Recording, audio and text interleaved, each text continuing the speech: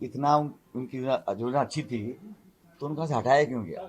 भाई इतने सालों से वो काम कर रहे थे तो उनको मजबूरन यहाँ से जाना क्यों पड़ा? पहली बात। दूसरी बात, आपने कहा ये जो फ्रीबीज की बात कर रहे हैं, बड़ा अजीब है। जो परिभाषित करने के जो लोग हैं वो श्रेय लेते हैं कि हम देश में 80 करोड़ लोगों को फ्री भोजन खिला रहे हैं। वो तो ठीक है, किसी गरीब वंचित को अगर कांग्रेस की सरकार कुछ अनुदान देना चाहे, मदद देना चाहे, वो रेवड़ी है, वो फ्री भी है।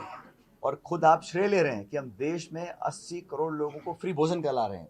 तो आप करें तो वो अन्नदाता और दानदाता है। कांग्रेस कुछ घोषणा करे तो उसको आप फ्री भी मानते हैं। और कांग्रेस की सरकारें, चाहे वो तेलंगाना की है, चाहे कर्नाटक की है, या कहीं की भी है, जो हमने कहा वो करके दिखाया। कल भी हमने महाराष्ट्र में जो 5 गारंटी लॉन्च करी हैं, हमने पूरा, हमारी पार्टी का इतिहास अनुभव है, हम जो कहते हैं वो कर रहे हैं। हमने नहीं कहा कि हम 2 करोड़ रोजगार देंगे, भाजपा ने कहा नहीं कर पाए।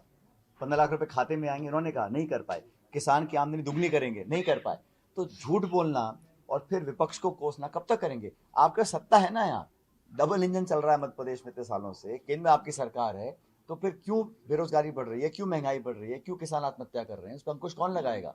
तो औरों पर दोषारोपण करना ये भाजपा की, मैं समझता हूँ, प्रवृत्ति में आ चुका है।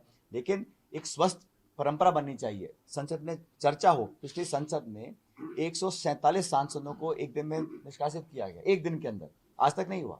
अब संख्यावान हमारा बहुत बेहतर है, तो अब वहाँ सार्थक चर्चा भी हम करवाएंगे और मनमानी तरीके से जो एक तरफा फैसला सरकार लेती थी उस पर अंकुश लगेगा। ये जो संज्ञा दी गई है, इन्फिल्ट्रेशन अगर सीमा के बाहर से हो रहा है, अगर हो रहा है, तो उसका जिम्मेदार कौन है?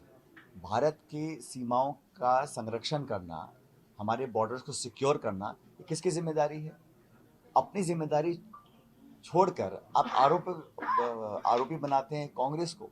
और ये बड़ा एक प्रचलन चल रहा है चुनावों से ठीक पहले, one nation one election, UCC, गौ माता के नाम पर, भगवान राम के नाम पर वोट लेना।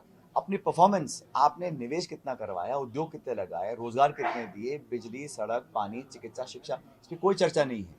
विवादित बयान देकर मीडिया और जनता का ध्यान भटकाना, वोट बटोर लेना और फिर कोई काम ना करना, ये मेरे ख्याल से एक पैटर्न बन गया है। और झारखंड के चुनाव, झारखंड में 1,32,000 करोड़ रुपया जो झारखंड के लोगों को ड्यू था, वो केंद्र सरकार रोक के बैठी हुई है। आप केंद्र सरकार पक्षपात करे, भेदभाव करे, और अगर विपक्षी सरकार कहीं पर हो तो वहां पे बजट ना दे, विरोधियों की आवाज दबा दे, केस ले दे, ईडी सीबीआई का दुरुपयोग करे, और अब आके इस प्रकार की बातें बोलना, मैं समझता बिल्कुल बेबुनियाद है। झारखंड में तमाम विपरीत परिस्थितियों के बावजूद उस सरकार ने अच्छा काम किया है, बहुत सारी स्कीम्स बनाई हैं, जनता उसका लाभ ले रही है। और अंत में मुझे लगता है कि वहां पर पहले से ज्यादा बहुमत लेकर हम सरकार बनाएंगे।